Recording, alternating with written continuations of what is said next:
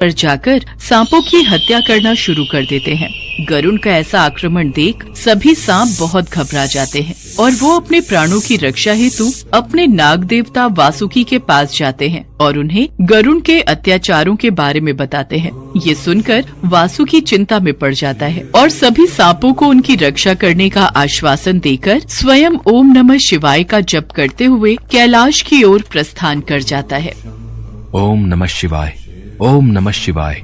आपके ध्यान में विघ्न डालने के लिए मुझे क्षमा करें प्रभु, लेकिन इस वक्त हम नागों को आपकी सहायता की आवश्यकता है। वासुकी, तुम हमारे प्रिय भक्तों में से हो, कहो आज किस उद्देश्य से तुम्हारा कैलाश आना हुआ?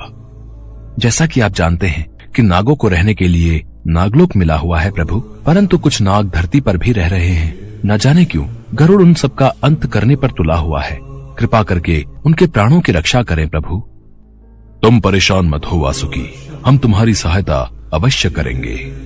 महादेव से आश्वासन मिलते ही वासुकी कैलाश से प्रस्थान कर धरती पर गरुड़ से लड़ने पहुंच जाता है। दोनों ही अपने असली रूप में आकर एक दूसरे के साथ आक्रमण शुरू कर देते हैं। दोनों पूरी जान से एक दूसरे पर प्रहार करना शुरू कर देते हैं, मगर गरुड़ का वार वासुकी पर भारी पड़ता है और वो वासुकी को बुरी तरह घायल कर देता है। तभी महादेव को याद करते हुए वासुकी कहता है, हे प्रभु, हे महादेव, अपने भक्त की रक्षा करो प्रभु, मेरे प्राणों की रक्षा करो।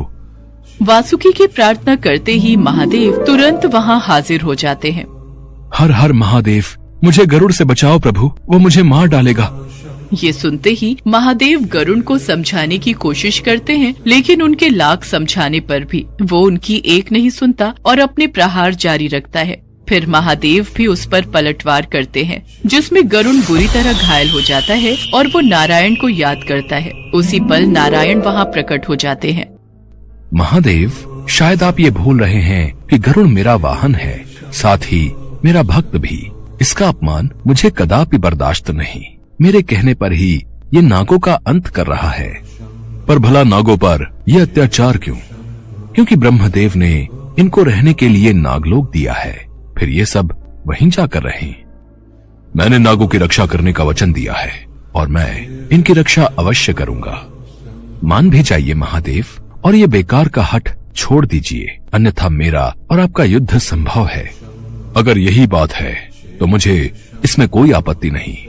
इतना कहते ही महादेव नारायण पर प्रहार शुरू कर देते हैं। दोनों ही अपनी अपनी शक्तियों का प्रयोग करते हुए आसमान में बादलों के बीच एक दूसरे पर प्रहार करना जारी रखते हैं।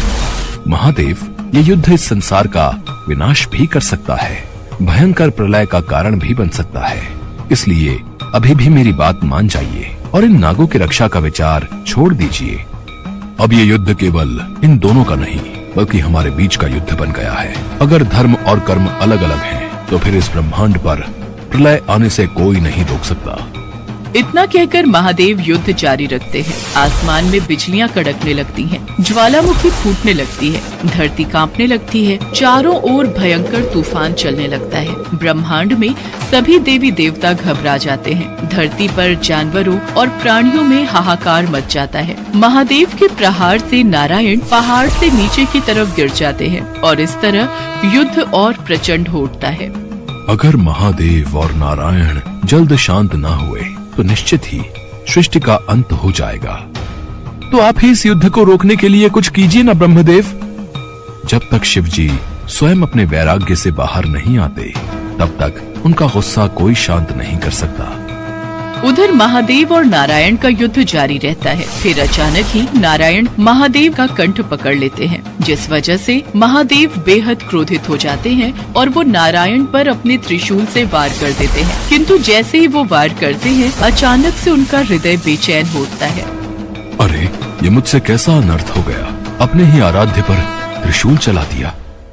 इतना सोचते ही वो नारायण से क्षमा मांगने लगते हैं।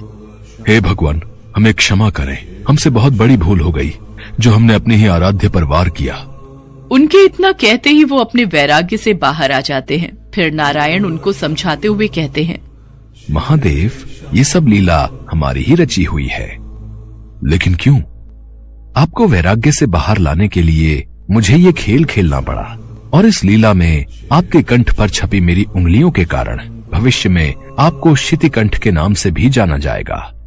युद्ध समाप्त होने के बाद सारी प्रलय शांत हो जाती है। सभी देवी देवता प्रसन्न होते हैं। चारों ओर खुशनुमा माहौल हो जाता है। साथ ही सारी सच्चाई सामने आने के बाद गरुण भी महादेव से क्षमा याचना मांग लेता है और वासुकी महादेव के सामने रोते हुए हाथ जोड़कर निवेदन करता है। मैंने बहुत कष्ट झेले हैं प्रभु, अब मुझ पर कृपा कर मुझे अपनी शरण में ले लीजिए।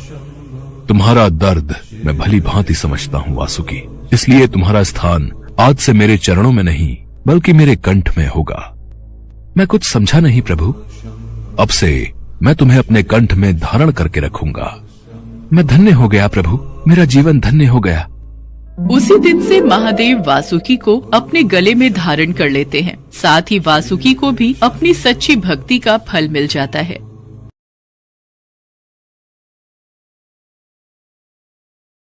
माँ सरस्वती ब्रह्मलोक में बैठी अपनी वीणा बजाने में मुग्ध थी। तभी देवी लक्ष्मी उनके समक्ष उपस्थित होती हैं। प्रणाम देवी सरस्वती। प्रणाम देवी लक्ष्मी, आपने ब्रह्मलोक में पधार कर यहाँ के वातावरण को और भी मंगलमय बना दिया है। बस आज थोड़ा समय मिला तो आपसे भेंट के लिए चली आई, वरना मुझे फुर्सत ही कहाँ।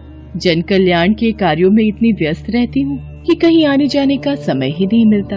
अब क्या करूं? मेरा नाम ही लक्ष्मी है, धन और वैभव की देवी हूँ। सारा विश्व मेरा आदर करता है। पृथ्वी पर घर घर में मेरा स्वागत होता है। जहाँ जहाँ मैं जाती हूँ सुख संपत्ति वैभव अपने आप वहाँ पहुँच जाते हैं। ये सत्य है देवी लक्ष्मी कि आप सुख संपत्ति और वैभव की देवी हैं। यह भी सत्य है कि घर घर में आपका स्वागत है। किंतु क्या देवी सरस्वती? किंतु आप कहीं टिकती नहीं, आप में बिल्कुल भी स्थिरता नहीं है। इसीलिए तो संसार आपको चंचला कहता है और आप एक क्षण में रूठ जाती हैं और एक क्षण में मान जाती हैं। आज आप यहाँ हैं तो कल वहाँ। किंतु मैं ऐसी नहीं हूँ, मैं तो ज्ञान और विद्या की देवी हूँ। मैं एक बार जिस मंदिर में प्रवेश कर जाती हूँ वहाँ पर सदा के लिए स्थापित हो जाती हूँ। किंतु मेरे बिना किसी को भी जीवन का सुख प्राप्त नहीं होता। मैं धन हूँ देवी सरस्वती, और निर्धनता सबसे बड़ा अभिशाप है। धन तो मैं भी हूँ देवी लक्ष्मी, पर अंतर सिर्फ इतना है, आपके द्वारा दिया गया धन सिर्फ तन के लिए होता है और मेरे द्वारा दिया गया धन मन के लिए है। आपके द्वारा दिया गया धन कोई भी चुरा सकता है या फिर छीन सकता है, पर मेरे द्वारा दिया गया धन ना तो चुरा सकता है ना ही कोई छीन सकता है। और सबसे बड़ी बात तो ये है, मेरा दिया हुआ धन जितना भी बांटिए उतना ही बढ़ता है। देवी सरस्वती, आप जानती हैं राजा को राजा क्यों कहते हैं? क्योंकि उसके पास मैं हूँ। आप भूल रही हैं देवी लक्ष्मी, ताज मुकुट का तब तक कोई अर्थ नहीं जब तक उसके पीछे राज तिलक का आधार ना हो, बल ना हो, संस्कार ना हो। राज तिलक के पीछे शक्ति होती है मंत्र की, विद्या की, ज्ञान की। और सच तो ये है देवी लक्ष्मी, जिसके पास मेरी दी हुई बुद्धि की शक्ति ना हो उसके पास आपका दिया हुआ धन भी नहीं रह सकता। देवी सरस्वती, आप अपने मीठे मीठे वचनों के मायाजाल में ना जाने क्या कुछ बोल रही हैं। शायद आप नहीं जानती देवी लक्ष्मी, मीठी वाणी वातावरण में रस घोल देती है। शब्द जब मंत्र बन जाता है तो उसमें दिव्यता आ जाती है।